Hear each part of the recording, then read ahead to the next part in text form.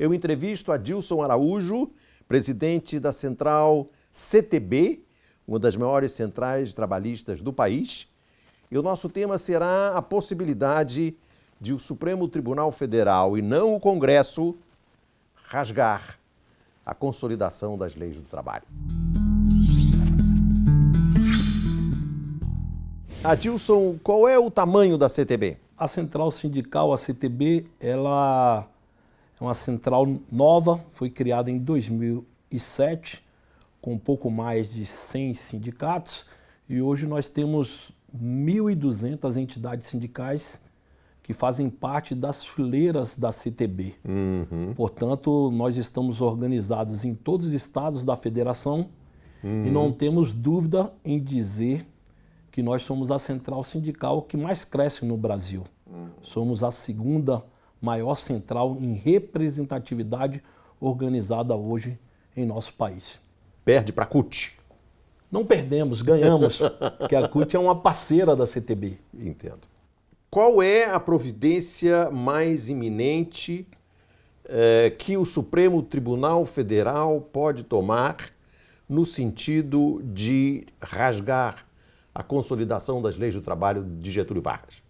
O que nós precisamos observar é que nós temos uma defasagem histórica. A nossa classe trabalhadora tão sofrida, ela conseguiu consolidar um patamar que permitiu uma cesta básica de direitos na Constituição Cidadã de 1988. De lá para cá, nós sofremos as incongruências de um conjunto de ataques. O STF começou a tomar partido dessas questões que estão relacionadas ao direito do trabalho. E o que se viu nesse último período foi uma tomada de decisões que sinalizam para a completa desregulamentação do trabalho.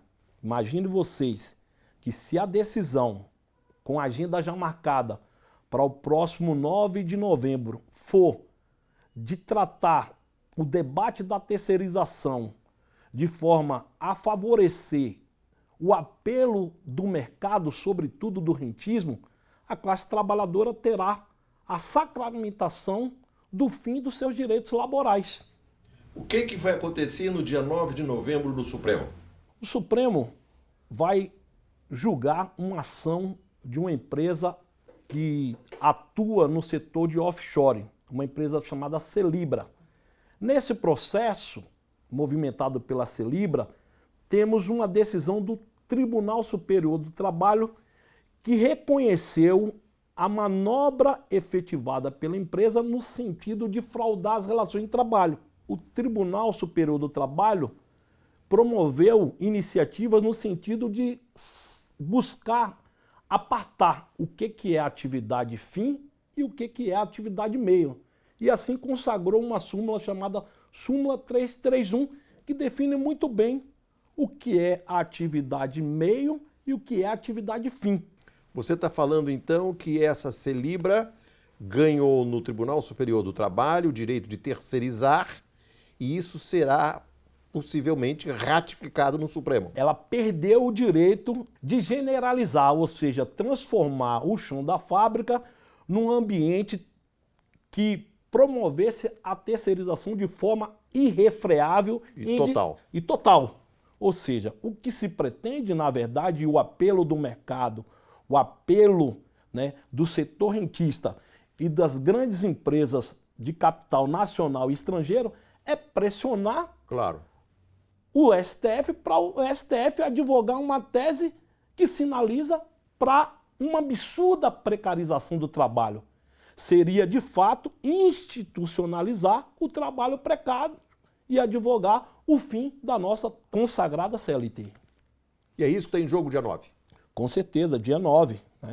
Os senhores, por exemplo, da CTB, da CUT, das outras centrais sindicais, já tentaram dialogar com algum ministro do Supremo, com a própria presidente do Supremo, para tratar dessa matéria?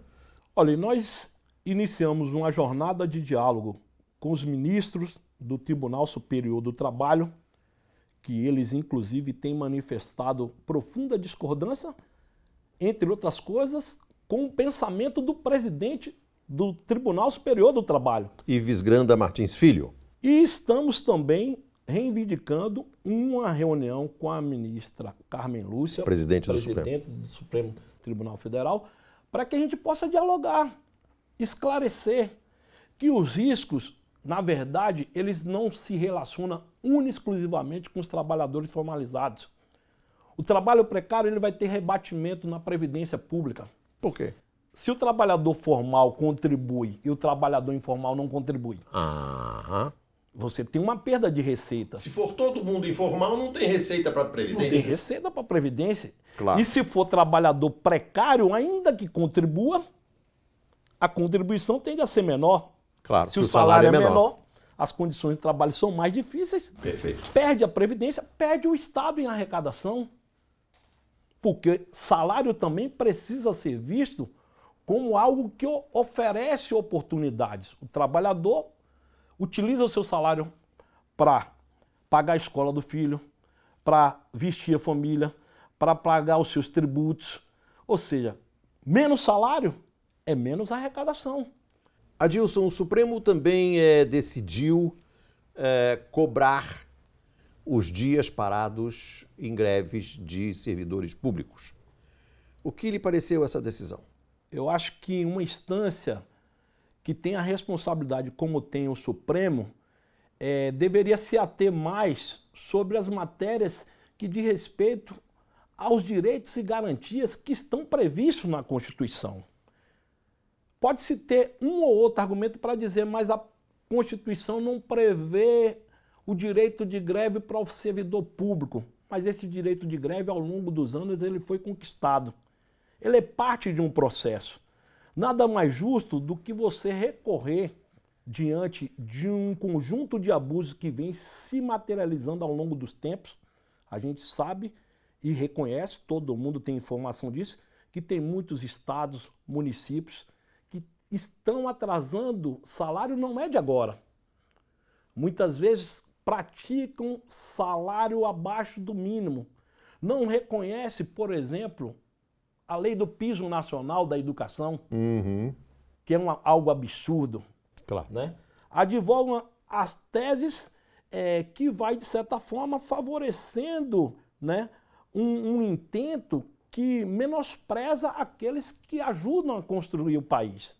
Adilson, o último boletim do IBGE informa que o desemprego no Brasil está em 12%, mas há cálculos que permitem levar esse número a 19%, se levarmos em consideração os chamados desalentados, aqueles que desistiram de procurar emprego.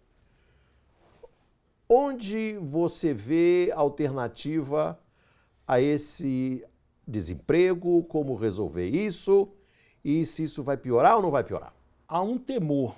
Eu não tenho dúvida que o fantasma cerca os lares das famílias brasileiras. Mas eu penso que é dado a hora da retomada do crescimento econômico.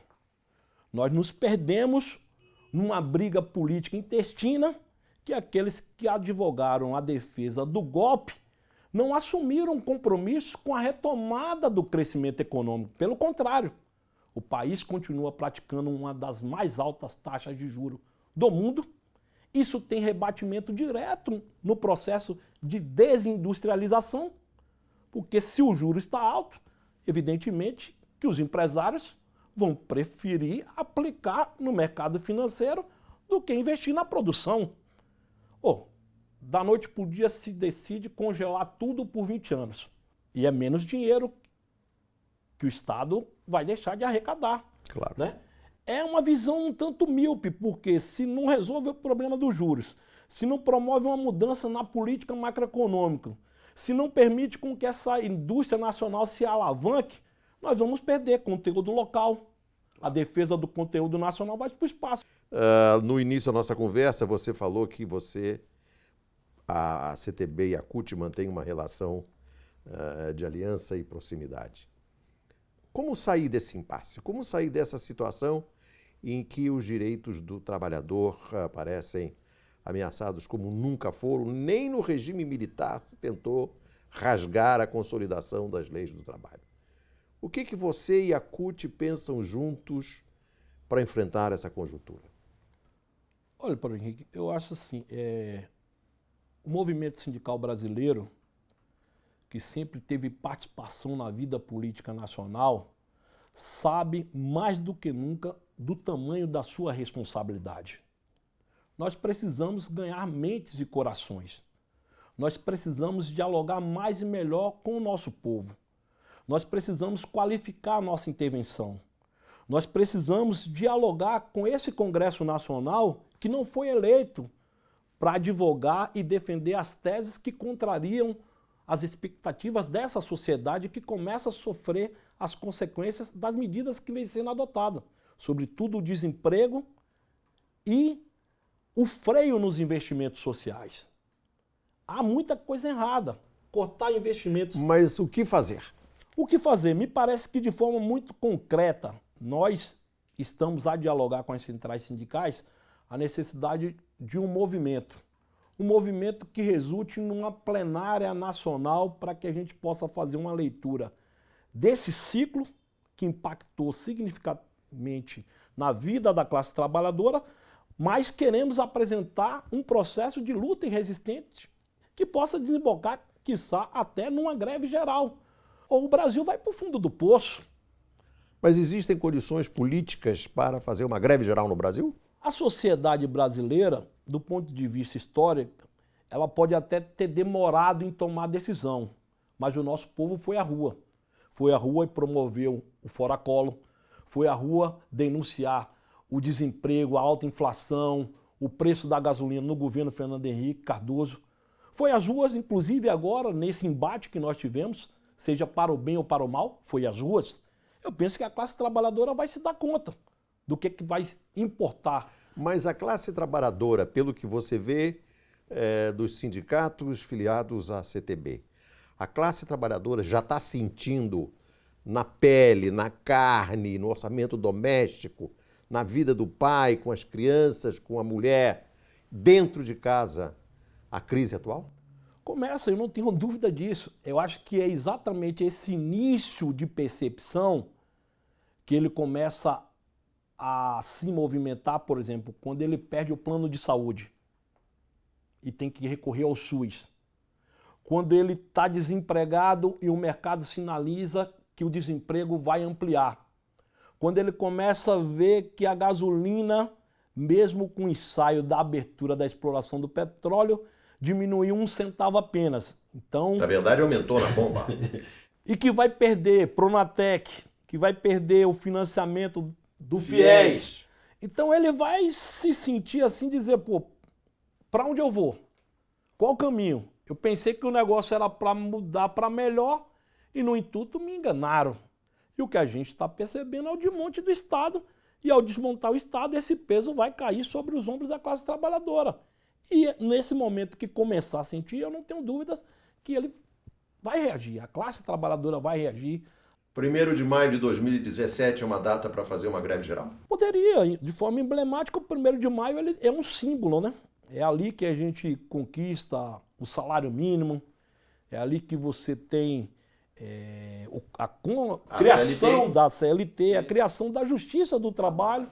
Então faz parte também desse processo histórico. Nós temos que criar esse ambiente, um ambiente a de sinalizar para a retomada do crescimento econômico.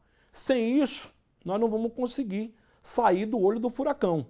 Esse governo que aí está, a partir de todo o seu empenho focado na destruição do país e no desmonte da CLT, não sinaliza, né, sob hipótese alguma. Pelo contrário, a classe trabalhadora vai ficando um tanto refém. Então eu sou confiante de que a gente precisa sim, né, fortalecer a unidade das centrais sindicais, dialogar mais com a mídia alternativa, sobretudo a blogosfera. Tem conversa com o Paulinho da Força? Temos. Tem? Temos. Em público? É possível, sim, e temos o Fórum da Central que sempre dialogamos, porque não há contradição, independente do posicionamento político. O que a gente pode ter certeza é que política é a arte da guerra. Nós vamos falar com todo mundo, né? As circunstâncias são de dificuldade, mas nós vamos lá conversar com o Rodrigo Maia, conversar com Renan, conversar com os deputados, conversar com os ministros, com o Supremo, porque isso é da saúde do movimento. Se vai dar certo ou não, vamos resistir. Muito obrigado, Adilson. Obrigado a você. Muito obrigado. Parabéns pelo trabalho.